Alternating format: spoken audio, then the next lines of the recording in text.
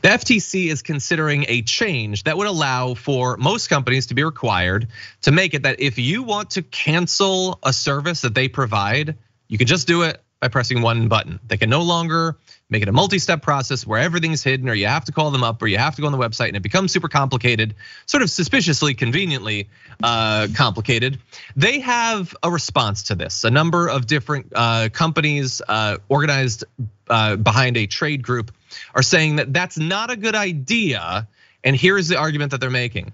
If sellers are required to enable cancellation through a single click or action by the consumer, accidental cancellations will become much more common, as consumers will not reasonably expect to remove their recurring goods or services with just one click.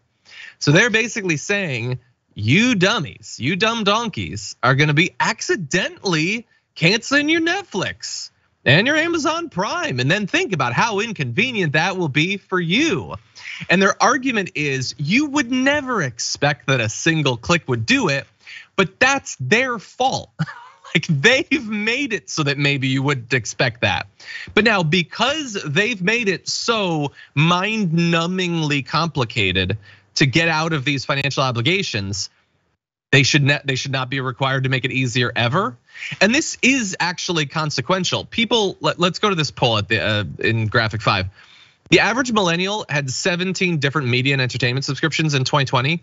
71% of Americans waste at least $50 per month on unwanted subscription fees. That's not like the total number of subscription fees that they have. Everybody has a lot, it's the modern era or whatever.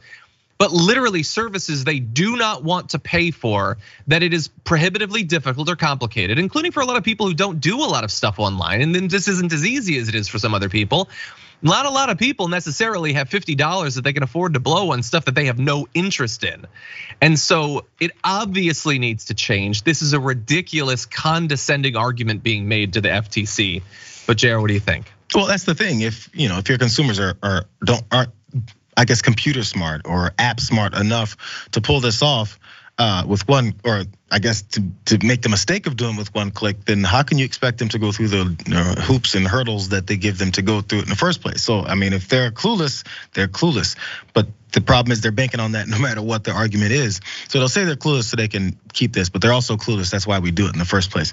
Again, things can change. You can figure that type of stuff out. And then once it does happen, if someone accidentally ends their subscription, there's this crazy thing you can do.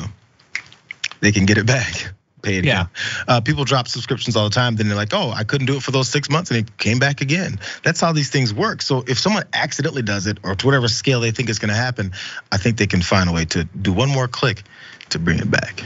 Just an idea. Well, because I guarantee that the actual process of signing up is probably as convenient as possible for most of these. I think they've managed to optimize that. They're not too worried about the accidental one-click sign up, I've noticed. No, this is unacceptable. No guarantee, by the way, that the FTC is gonna change this. This is why trade lobby groups and all that exists. This is why they donate money, so they can maintain business practices that are obviously anti-consumer, that cost people billions of dollars every year that they can ill afford to have wasted. That's what it's all about. In the really fast to finish this, in our production meeting, I was talking about how I sometimes get updates for like, I don't know, Google Play or something like that. Subscriptions that I have through the Google Play Store because I have an Android phone. And it'll say what amount it's charging me for, and it won't say what it's for. I know that it's some sort of monthly charge. It would be cool to know what it's for so I can figure out in the moment if it's something I need.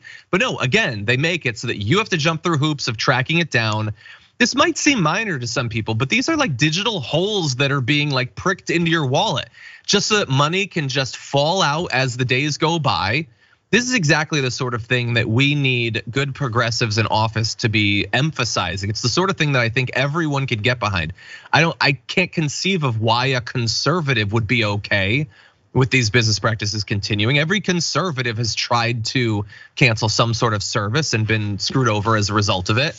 And yet it's the sort of thing that doesn't get much of a focus, even though it's like a raw dollars and cents issue that affects millions and millions of people. Check out the Damage Report podcast each day, wherever you get your podcasts, whether Pocket Casts or Stitcher or iTunes. You can join me as I give you the news and stories you want, with a range of co-hosts and interview guests jumping in on the fun each day. Again, that's the Damage Report, wherever you get your podcasts. And if you get them at iTunes, don't forget to rate and review. Sometimes I'll read them live on the show.